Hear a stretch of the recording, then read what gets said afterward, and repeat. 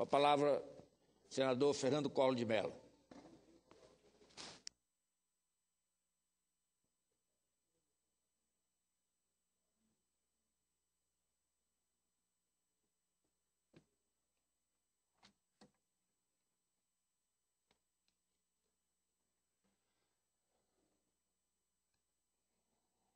Obrigado, senador Flecha. Com satisfação, passamos a palavra ao presidente Collor de Mello, que tem ajudado muito nesse debate. Está preocupado, mas ele quer que avance. Estou apenas ponderando, porque conheço a sabedoria de Vossa Excelência. Muito obrigado a Vossa Excelência, senador Paulo Paim, a quem cumprimento, como a todas as senhoras e senhores senadores.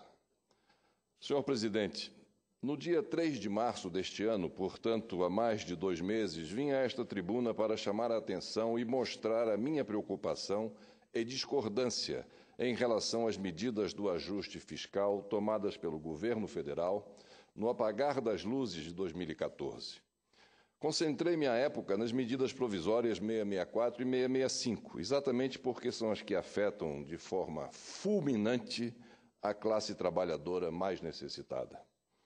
Disse eu naquela oportunidade, me chama a atenção o fato de que os cortes de direitos e benefícios propostos pelas medidas recaiam exatamente na parcela da população menos favorecida, ou seja, os trabalhadores que menos ganham. São eles, hoje, assalariados, aposentados e pensionistas de menor renda, os mais atingidos pelas mudanças nas regras do seguro-desemprego, do abono salarial, do auxílio-doença, da pensão por morte e do seguro-defeso. Não é razoável, menos ainda aceitável, que, mais uma vez, o trabalhador seja o maior sacrificado, o sacrificado direto dos ajustes que o governo precisa implantar na política fiscal do país. Porque justamente no momento em que um período recessivo da atividade econômica se anuncia e se apresenta, é que vamos ainda mais agravar a situação do trabalhador. Porque vamos tirar os benefícios do trabalhador justamente agora. E pior, de forma repentina, apressada e talvez indelével.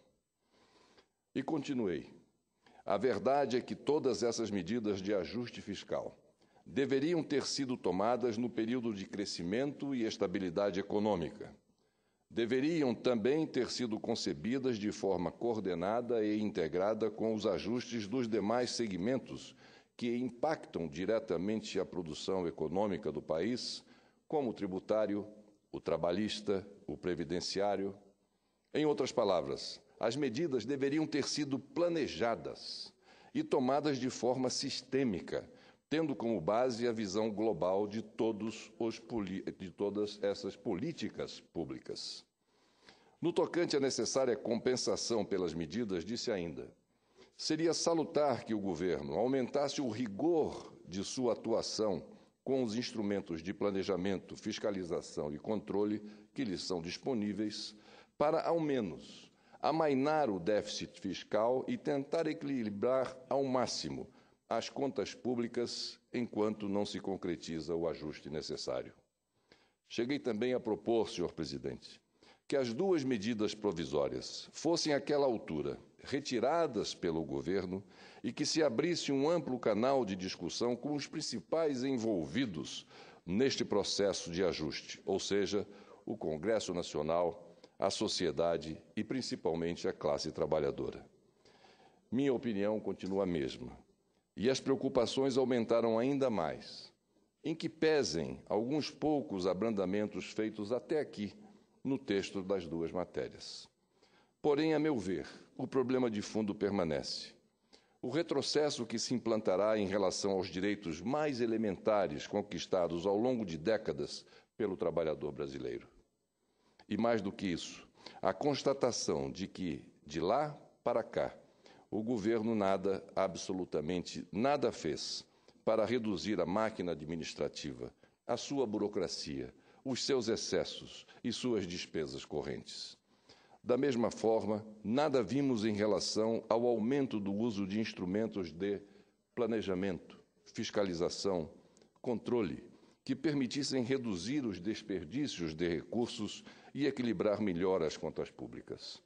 Pelo contrário, o que temos visto, além de um corte de benefício dos trabalhadores aposentados e pensionistas, são propostas de aumento de impostos e do fim das desonerações. Tudo isso aliado a um quadro de inflação e desemprego crescentes e mais de redução de investimentos, ou seja, o pior dos mundos para a economia, para o trabalhador assalariado e, em consequência, para a população como um todo.